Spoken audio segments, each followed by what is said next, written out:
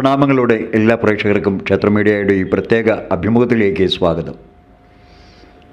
എറണാകുളം ജില്ലയിലെ പ്രശസ്തമായ വെണ്ണല തൈക്കാട്ട് ശ്രീ മഹാദേവ ക്ഷേത്രം എന്നത് ഇന്ന് ലോക പ്രശസ്തമായ ഒരു ക്ഷേത്ര പട്ടികയിൽ ഉൾപ്പെടുന്ന ഒരു മഹാക്ഷേത്രമാണ്. അതിന് കാരണം അതിൻ്റെ പരിപാലന രീതിയാണ്. ഒരു ക്ഷേത്രം ആ ക്ഷേത്രമായി തന്നെ നിലകൊണ്ടിടുവാൻ ഒരുപാട് ഘടകങ്ങൾ സന്നിവേശിക്കണം എന്നതാണ് പണ്ഡിതമതം. ആ അഭിപ്രായത്തിൽ അല്ലെങ്കിൽ അത്തരത്തിലുള്ളൊരു നിലവാരത്തിലെത്തി നിൽക്കുന്ന മനോഹരവും ആധ്യാത്മിക പശ്ചാത്തലവുമുള്ള ഈ വെണ്ണല മഹാക്ഷേത്രത്തിൽ ഉത്സവം നടന്നുകൊണ്ടിരിക്കുന്നു. ഉത്സവത്തിൻ്റെ ഭാഗമായുള്ള ഉത്സവ ബലി പൂർത്തീകരിച്ചു. ഇനി ഭഗവാന്റെ പള്ളിനായാട്ടിലേക്ക് പുറപ്പെടുന്ന അതിനുശേഷമുള്ള ആറാട്ടിലേക്കും പ്രവേശിക്കുന്ന പ്രത്യേക മുഹൂർത്തങ്ങൾ കഴിഞ്ഞാൽ ഈ ആണ്ടത്തെ ആട്ടവിശേഷമായ ഉത്സവത്തിന് തിരശ്ശീല വീഴുകയാണ്. പക്ഷേ ഈ അഭിമുഖത്തിലൂടെ ക്ഷേത്ര മീഡിയ മുന്നോട്ട് വയ്ക്കുന്ന മറ്റൊരു പ്രധാന കാര്യം, ഇത്രയും മനോഹരമായ രീതിയിൽ പശ്ചാത്തല ഭംഗിയോടുകൂടിയുള്ള ഈ ക്ഷേത്രത്തെ ഇപ്രകാരത്തിൽ പരിപാലിച്ച് നിലനിർത്തുന്നതിൻ്റെ നേതൃസ്ഥാനത്ത് ഏതെങ്കിലും ഒരു അവധൂതനെ പോലെ കടന്നു വരുന്ന ഒരു വ്യക്തിത്വം ഉണ്ടായിരിക്കുമെന്നാണ് ഇതിഹാസങ്ങളിലും പുരാണങ്ങളിലും ഉദ്ഘോഷിക്കുന്ന ഒരു പ്രധാന സത്യം. അത്തരത്തിലുള്ളൊരു പ്രധാന വ്യക്തിത്വത്തെയാണ് ഇന്ന് ക്ഷേത്ര മീഡിയ പരിചയപ്പെടുത്തുന്നത്. അത് ഒരു മുഖവരിയുടെ ആവശ്യമില്ലാതെ സമർപ്പിത കർമ്മങ്ങളിലൂടെ എല്ലാവരുടെ മനസ്സിലും ഇടം പിടിച്ച TGN കുമാർ എന്ന TG നന്ദകുമാർ സാറാണ് ഇപ്പോൾ നമ്മളോടൊപ്പം ഉള്ളത്. അദ്ദേഹത്തെ നമുക്ക് ഈ ഒരു അഭിമുഖത്തിലേക്ക് വളരെ ആദരപൂർവ്വം ക്ഷണിക്കാം. നമസ്തേ സർ. സർ, നമ്മുടെ വെണ്ണല മഹാദേവ ക്ഷേത്രം, ഈ തൈക്കാട്ട് മഹാദേവൻ എന്ന പേരിലുള്ളൊരു ക്ഷേത്രത്തിൻ്റെ പ്രശസ്തിയും അതുപോലെ തന്നെ അതിൻ്റെ പെരുമയും ജനഹൃദയങ്ങളിലേക്ക് എത്തുന്നതിൻ്റെ ഒരുപാട് ഘടകങ്ങളിൽ ഒന്നാണ് അതിൻ്റെ നിലനിൽപ്പും പരിപാലന രീതിയും. ആ ഒരു രീതിയിൽ അങ്ങയുടേതായ എല്ലാവരിൽ നിന്നും ലഭിക്കുന്ന ഒരു നിർദ്ദേശത്തിൻ്റെ അല്ലെങ്കിൽ അതിൻ്റെ സൂചനയുടെ അടിസ്ഥാനത്തിലാണ് പറയുന്ന ക്ഷേത്ര മീഡിയ. അങ്ങേപ്പോലുള്ളൊരു വ്യക്തിത്വത്തിൻ്റെ ഒരു നേതൃപാഠവുമാണ് ഒരു പരിധിവരെ ഈ ഒരു പ്രശസ്തിക്കും അല്ലെങ്കിൽ ഇത്തരത്തിലുള്ളൊരു സംവിധാനത്തിനും കാരണമെന്ന് പറഞ്ഞാൽ അതിലെത്രമാത്രം അങ്ങയുടെ മനസ്സും ശരീരവും സമർപ്പിതമാണെന്ന് അങ്ങേക്ക് പറയാൻ കഴിയും. അത് പ്രേക്ഷകരുമായിട്ടൊന്ന് പങ്കുവെച്ചാൽ വളരെ നന്നായിരിക്കും. ഈ ക്ഷേത്രം പുരാണങ്ങളിലും മറ്റും പറയുന്നത് 2000 വർഷം പഴക്കമുള്ള ക്ഷേത്രമാണ്. 2008 വെണ്ണല തൈക്കാട്ട് ദേവസ്വം ട്രസ്റ്റ് രൂപീകരിച്ച് എങ്കിലും പ്രവർത്തനമായില്ല. ഒരു കൂട്ടം വിശ്വാസികൾ ചേർന്ന് ഈ ക്ഷേത്രത്തെ പുനരുദ്ധീകരിച്ച് കൊണ്ടുപോകുന്നതിനുള്ള നടപടികൾ ആരംഭിച്ചു. 2012 തൊട്ട് അതിൻ്റെ പ്രവർത്തനങ്ങൾ വിപുലീകരിച്ചു. 2018 പുനരുദ്ധാരണം നടത്തി മുന്നോട്ട് പോയി.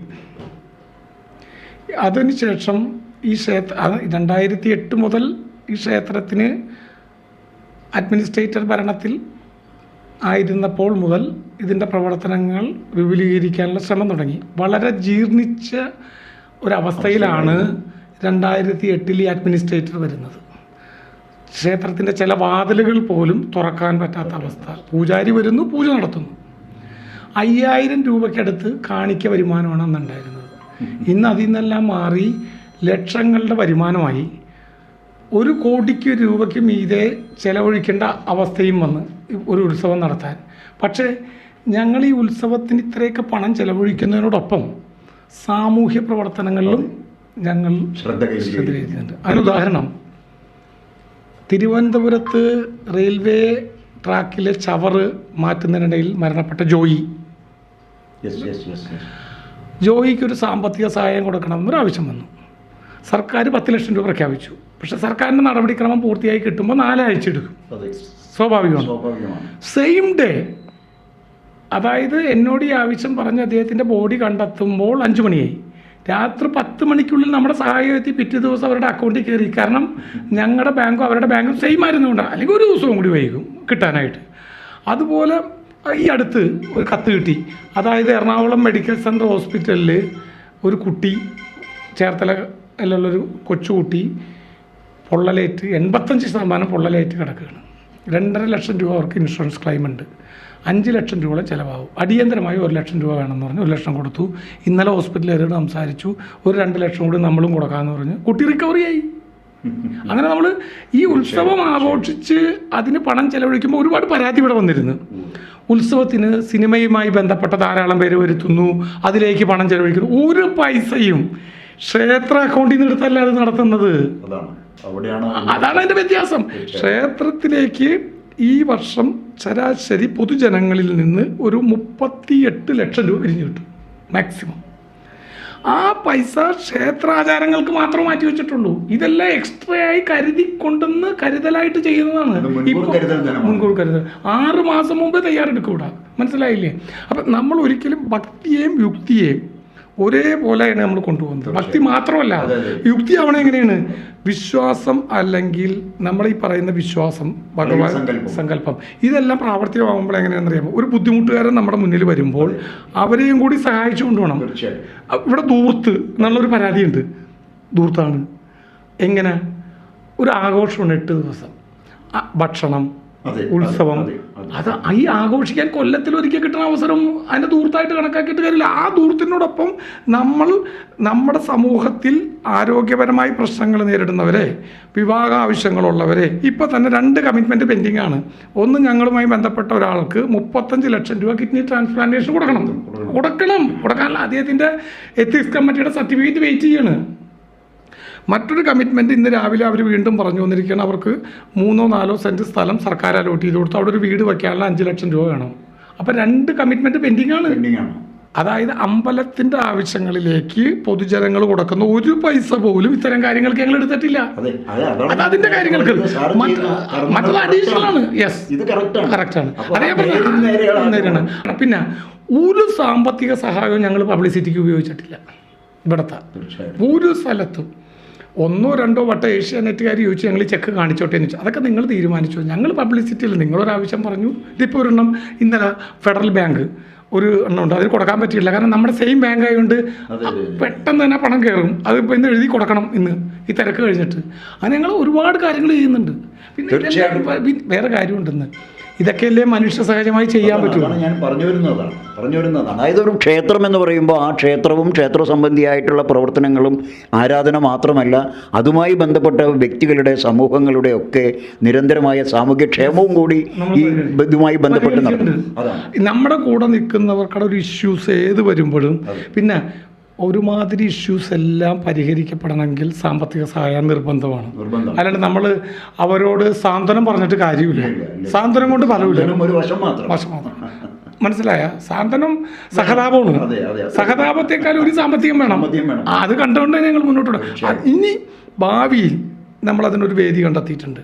അടുത്ത വർഷം തൊട്ട് കാര്യമായി ആളുകളെ സഹായിക്കാവുന്ന ഒരു ഫണ്ട് ഭാഗ്യവശാൽ ഈ അമ്പലത്തിൻ്റെ അക്കൗണ്ടിലേക്ക് എത്തിപ്പെടാൻ പോണെയാണ്. അത് കാര്യമായി വരും. കാരണം ഞാൻ ആലോചിച്ചത് എന്താണെന്നറിയാമോ? ഇത് ഭയങ്കര ആഘോഷമാണ്. ഞാൻ ഇല്ലാത്തൊരു കാലത്തും ഇതൊക്കെ നിലനിൽക്കണം. ഇവിടുത്തെ ക്ഷേത്രത്തിൻ്റെ ഒരു പ്രത്യേകത എന്ന് പറഞ്ഞാൽ, ഇവിടുത്തെ ക്ഷേത്ര നിർമ്മാണത്തിൽ ഒരിക്കലും നമ്മൾ ഈ ഇവിടെ ഉപയോഗിച്ചേക്കുന്നത് കരിങ്കല്ല്, തേക്ക്, ചെമ്പ്. ഞങ്ങളുടെ അന്നത്തെ ക്ഷേത്ര നിർമ്മാണ സമയത്ത് ആ 8 വർഷത്തിനടുത്ത് കൊത്തുപണിയിലൊക്കെ ആയിട്ട് പോയി. അതാണ് ഈ 18-ൽ ഇത് പറ്റിയത്. 12-ൽ തുടങ്ങിയിട്ട് 6 വർഷത്തിന് മുകളിൽ. അന്നത്തെ മരാശാരി ഞങ്ങളോട് പറഞ്ഞ് കുറച്ച് ഭാഗം, അതായത് 2.5 കോടി രൂപയുടെ തേക്ക് വേണം, 1 കോടി രൂപയ്ക്ക് നമുക്ക് വേണമെങ്കിൽ കുറയ്ക്കാൻ നമുക്ക് ആഞ്ഞിലി വാങ്ങാമെന്ന് പറഞ്ഞു. ഞാൻ പറ്റൂല, കോംപ്രമൈസ് ചെയ്യാൻ പറ്റൂല എന്ന് പറഞ്ഞു. കാരണം അത് ഭഗവത് നിശ്ചയം മാത്രമല്ല, നമ്മളെല്ലാം കാലഹരണപ്പെട്ട് പോകുമ്പോൾ നിലനിൽക്കണം. ശരിയല്ലേ? തീർച്ചയായും പ്രേക്ഷകർ ഒരുപക്ഷെ സാറുടെ ഈ ഒരു സന്ദേശം കേട്ട് കാണും. ഒരു ക്ഷേത്രം എന്ന് പറയുമ്പോൾ സമഗ്രമായ പുരോഗതി, അത് വ്യക്തിപരമായും കുടുംബപരമായും സമൂഹപരമായും ഒരുപക്ഷെ രാഷ്ട്രപരമായും തന്നെ മാതൃകാപരമായി നിൽക്കുന്ന ഒരു ക്ഷേത്രം, അത് എപ്രകാരമായിരിക്കണം, വരുംകാലത്തിൻ്റെ ചൂണ്ടുപലകയായിരിക്കണം ആ ക്ഷേത്രം. ഇപ്പോൾ ഈ ക്ഷേത്രം പരിപാലിക്കപ്പെടുന്ന ഒരു സമിതിയുടെ അല്ലെങ്കിൽ ഒരു കൂട്ടായ്മയുടെ പ്രവർത്തനങ്ങൾ മുൻ ഉൾക്കാഴ്ചയോടുകൂടിയും മുൻവിധിയോടുകൂടിയും വരാനിരിക്കുന്ന തലമുറ തലമുറയ്ക്ക് ഉപകാരപ്രദമായ രീതിയിലും ആയിരിക്കണമെന്നുള്ള ഒരു നിഷ്കർഷ ബുദ്ധി അല്ലെങ്കിൽ നിർബന്ധപരമായ ഒരു സമീപനം അത് സമർപ്പിക്കുന്നത് കൊണ്ടാണ് ഇത്തരത്തിലുള്ള നേതൃസ്ഥാനത്തിരിക്കുന്നവരുടെ ഒരു കർശനമായ ഒരു താല്പര്യത്തിൻ്റെ പുറത്ത് മാത്രമാണ് ഈ ഒരു മഹാക്ഷേത്രത്തെ പോലുള്ള ക്ഷേത്രങ്ങളെ ഉയർത്തിക്കൊണ്ടുവരാൻ സാധിക്കൂ എന്ന ഒരു സന്ദേശം കൂടി സാർ പറയാതെ പറഞ്ഞു കഴിഞ്ഞു. ഇതാണ് കേരളത്തിൻ്റെ മാതൃകാപരമായ ഒരു പ്രവർത്തന രീതി. ഇത്തരത്തിലുള്ളൊരു പ്രവർത്തന രീതി എന്താണ് സാർ ഇങ്ങനെയുള്ള വരുന്ന തലമുറയോടും അതുപോലെ തന്നെ ഇപ്രകാരത്തിൽ പ്രവർത്തിക്കാൻ താല്പര്യമുള്ള ക്ഷേത്രങ്ങളോടും അങ്ങേക്ക് പറയാനുള്ള ഒരു നിർദ്ദേശം എന്താണ്? അതായത് നമ്മൾ ഡെഡിക്കേറ്റഡ് ആയിരിക്കണം. ഉത്തരവാദിത്തങ്ങൾ ഏറ്റാൽ അതിന് അനുസരണമായി പ്രവർത്തിക്കാൻ കഴിയണം. പലപ്പോഴും പലരും ഏറ്റെടുക്കും, പക്ഷെ അത് പൂർത്തീകരിക്കും, ഉപേക്ഷിച്ചു പോകും. പിന്നെ സാമ്പത്തികം വേണം, സാമ്പത്തിക സ്രോതസ്സും ഉണ്ടാവണം. അല്ലെങ്കിൽ അപ്പോൾ അതിനനുസരിച്ചുള്ള ഒരു ടീം വേണം. വെണ്ണല തൈക്കാട്ട് മഹാദേവ ട്രസ്റ്റിൻ്റെ ടീം അങ്ങനത്തെയാണ്. എല്ലാ കാര്യങ്ങളും ഇവിടെ ഒരു ഡിവൈഡില്ല. പിന്നെ ഇത്രയൊക്കെ ഞങ്ങൾ ട്രസ്റ്റ് ഉണ്ടെങ്കിലും ട്രസ്റ്റിൻ്റെ കീഴിൽ ഉത്സവാഘോഷ കമ്മിറ്റിയുണ്ട്. ജനറൽ ബോഡി വിളിച്ച് പൊതുജന അഭിപ്രായം കൂടി പരിഗണിച്ചാണ് ഇവിടുത്തെ പരിപാടികൾ നടപ്പിലാക്കുന്നത്. യെസ്, വേടനെ കൊണ്ടുവന്ന് ഒരു ഡാൻസ് നടത്തണമെന്ന് ഒരു സ്പോൺസർ പറഞ്ഞു. ഇവിടെ ഡിസ്കസ് ചെയ്തപ്പോൾ പറ്റൂലെന്ന് പറഞ്ഞു. സ്പോൺസർ ഉണ്ടായിട്ട് പോലും ഞങ്ങൾ ഉപേക്ഷിച്ച്. കേട്ടില്ലേ? ന്യൂ ജനറേഷന് താല്പര്യം ഉണ്ടെങ്കിലും ഭക്തിയോടൊപ്പം നിൽക്കുന്ന സീനിയർ ജനറേഷൻ പറഞ്ഞു അത് വേണ്ട. ചില സീനിയർ ജനറേഷൻ ഞങ്ങളെ വിട്ട് പിരിയാൻ പോലും തീരുമാനം എടുത്ത് അവരെ ഒരുമിച്ച് കൊണ്ടുവരുന്നതുകൊണ്ട് ഞങ്ങളെ പരിപാടി അങ്ങ് ഉപേക്ഷിച്ചു. വേടം വിളിച്ചപ്പോൾ ഞാൻ പറഞ്ഞു എൻ്റെ പണി പോവും നിങ്ങളെ കൊണ്ടുവന്ന. അത് കാരണം ഞങ്ങളത് കാരണം എതിർപ്പ്. ഇവിടെ ഒരു കാര്യമുണ്ട്, ഇവിടെ എല്ലാ വിഷയങ്ങളും ചർച്ച ചെയ്ത് മിനിറ്റ്സിൽ രേഖപ്പെടുത്തി അടുത്ത വർഷത്തെ മീറ്റിങ്ങിന് മുമ്പ് ആ മിനിറ്റ്സ് റിവ്യൂ ചെയ്യും. നമ്മൾ ഓരോ ആൾ ആക്ഷേപം പറഞ്ഞാലും നല്ല വാക്ക് പറഞ്ഞാലും അതെല്ലാം മോണിറ്റർ ചെയ്ത് രേഖപ്പെടുത്തും റിട്ടണായിട്ട്. യെസ്, ഒരു മീറ്റിങ്ങിൽ ഒരാൾ എന്നെ ചെയർമാൻ എന്ന നിലയ്ക്ക് എന്നെക്കുറിച്ച് പറഞ്ഞ് എൻ്റെ പ്രവർത്തന രീതി ശരിയല്ല, അത് തന്നെ എഴുതി എന്നാൽ റെക്കോർഡാണ്. അതും പോകില്ല, കാരണം അങ്ങനെയുള്ള തിരുത്താൻ പറ്റുള്ളൂ. ഞാൻ 100% ഇന്നലെ ആരോ നമ്മുടെ ഈ വൈകിട്ടത്തെ കലാപരിപാടികളുടെ ഉദ്ഘാടന സമയത്ത് അദ്ദേഹം പറഞ്ഞ് ഞാൻ വലിയ സംഭവമാണെന്ന്. ഒരു സംഭവമല്ല, ഒരുപാട് മുഷിഞ്ഞ വശങ്ങളും ഉണ്ട് എനിക്ക്. ഈ മുഷിഞ്ഞതും നല്ലതും കൂടി ഒരുമിച്ച് ചേരുമ്പോഴാണ് അതിനൊരു പ്രത്യേക വശം വരുള്ളൂ, ഇല്ലേ? പിന്നെ ന്യൂ ജനറേഷനോട് പറയാനുള്ള ഈ ന്യൂ ജനറേഷനൊന്നും ഈ ക്ഷേത്ര ആരാധനയോടുള്ള ഒരു അകലം വന്നു വിമുഖത കാണിക്കുന്നത്. 2, ഇതിൻ്റെ ഒരു ഗുണം നമ്മൾ എൻ്റെ ജീവിത രീതിയിൽ എനിക്ക് കിട്ടിയൊരു ഗുണം എന്ന് പറഞ്ഞാൽ ഒരു ചിട്ടയായ ജീവിതത്തിനുണ്ട്. ഇപ്പം ഞാൻ 12 മണിക്ക് പോയാലും 4 മണിക്ക് എണീക്കും. ഇവിടെ ഉണ്ടെങ്കിൽ 4:55 ക്ഷേത്രത്തിൽ വന്നില്ലെങ്കിൽ എനിക്ക് ഉറക്കം വരില്ല.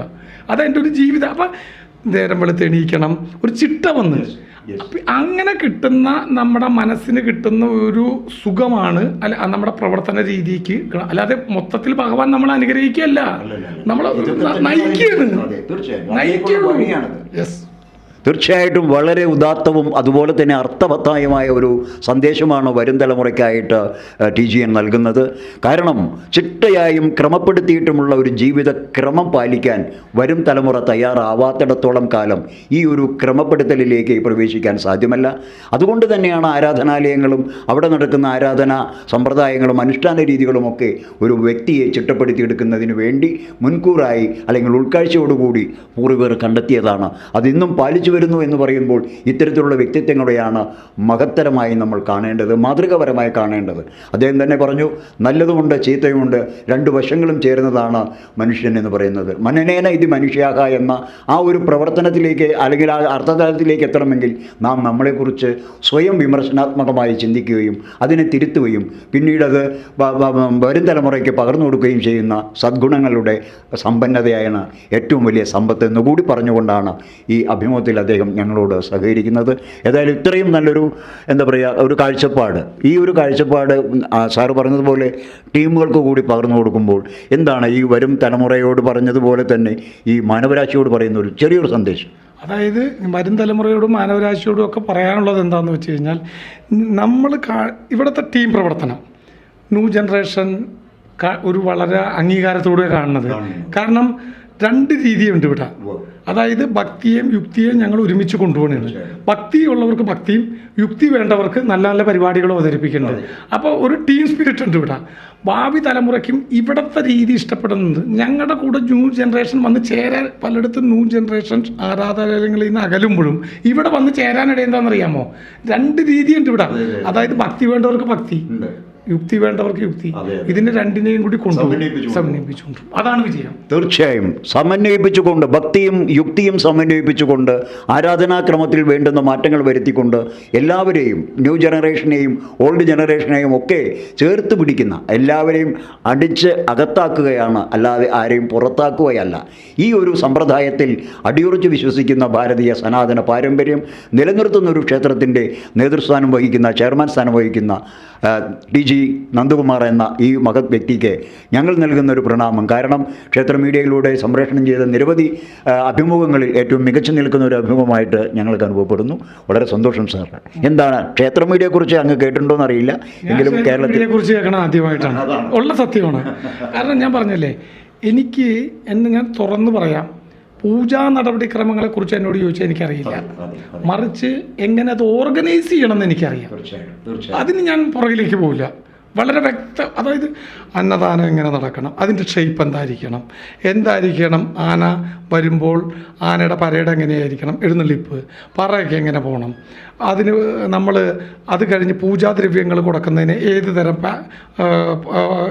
പാക്കറ്റായിരിക്കണം, കിറ്റ്, അതിൻ്റെ ഭംഗി, പിന്നെ ചാനലുകൾക്കുള്ള പരസ്യം, അതിൻ്റെ ഡിസൈൻ, ഇത്തരം ബാക്ക്ഗ്രൗണ്ടിലെ എല്ലാ കാര്യങ്ങൾക്കും കൃത്യമുണ്ട്. തീർച്ചയായും അതായത് ഒരു വ്യക്തമായ ഒരു കാഴ്ചപ്പാടോടുകൂടി കലാത്വം കലർന്നുകൊണ്ടുള്ള പ്രവർത്തന രീതി ആണ് ഈ ഒരു ക്ഷേത്രത്തിൻ്റെ ഭരണ സംവിധാനത്തിൽ അദ്ദേഹം നിലവിൽ ഏർപ്പെടുത്തിയിട്ടുള്ളത്. ഇത് വളരെ മാതൃകാപരമാണ്, സന്ദേശാത്മകമാണ്. ക്യാമറമാൻ രൂപേഷിനോടൊപ്പം മാണിക്കൻ മഞ്ഞാടി, ക്ഷേത്ര മീഡിയ.